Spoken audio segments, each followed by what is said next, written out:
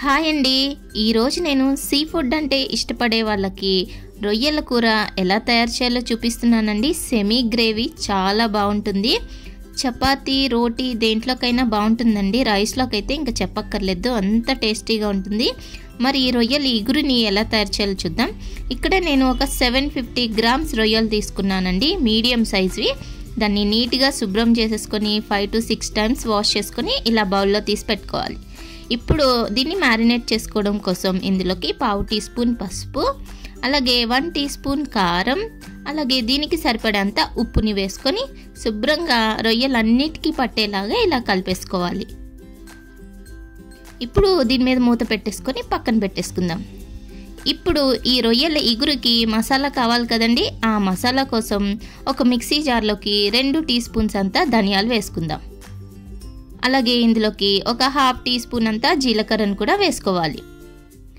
4 లవంగాలు, అలాగే ఒక 2 యాలకులు, 1 ఇంచు దాల్చిన చెక్క వేసుకొని ఉల్లిపాయలు ఒక 2 ఉల్లిపాయలు వేసుకోవాలండి. ఎక్కువ గ్రేవీ కావాలంటే ఇంకొక ఉల్లిపాయ కూడా వేసుకోవచ్చు. అలాగే చిన్న అల్లం ముక్కలు ఒక 5, అలాగే వెల్లుల్లిపాయలు వేసుకోవాలి.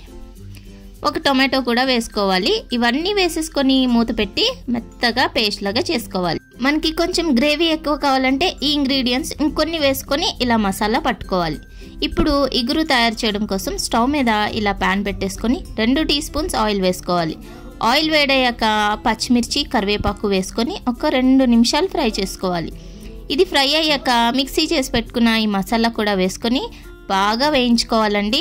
కలర్ మారేంత వరకు, అలాగే పచ్చివాసన పోయేంత వరకు వేయించుకోవాలి. చూడండి, ఇలా కలర్ మారింది కదా. ఇప్పుడు ఇందులోకి ఒక చిన్న టొమాటోని ఇలా ముక్కలు కోసి వేసుకోవాలి. ఇందులోకి రుచికి సరిపడంత ఉప్పు వేసుకోవాలి.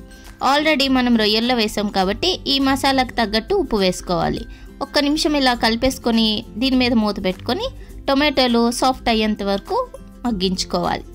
తర్వాత మూత తీసుకొని ఇందులోకి ఒక 1/2 టీ స్పూన్ అంతా కారం వేసుకోవాలి.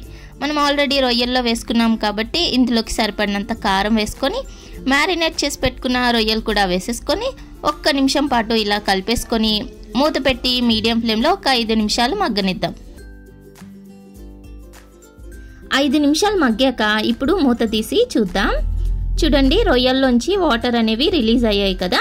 ఇప్పుడు ఈ వాటర్ కూడా ఇంకిపోయే వరకు మూత తీసుకొని ఒక 2 నిమిషాలు ఇలా కలుపుకుంటూ వేయించుకోవాలి. తర్వాత ఇందులోకి ఒక 1/2 గ్లాస్ అంతా వాటర్ వేసుకుందాం.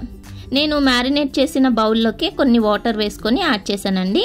ఇలా వాటర్ వేసుకొని మరొక్కసారి మిక్స్ చేసేసుకొని ఇప్పుడు మీడియం ఫ్లేమ్లో పెట్టుకొని మూత పెట్టేసి మరొక 5 నిమిషాలు మగ్గించుకుందాం. 5 నిమిషాల తర్వాత ఆయిల్ అనేది ఇలా సెపరేట్ అవుతుందండి.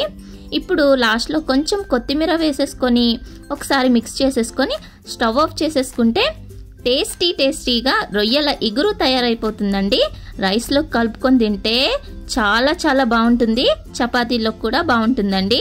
ఈ రొయ్యల ఇగురులోకి మనం ఇంకేం మసాలాలు కూడా ఎక్స్ట్రాగా యాడ్ చేయాల్సిన అవసరం లేదండి. అన్నీ మనం మిక్సీ చేసుకున్నాం కదా, అదే సరిపోతుంది.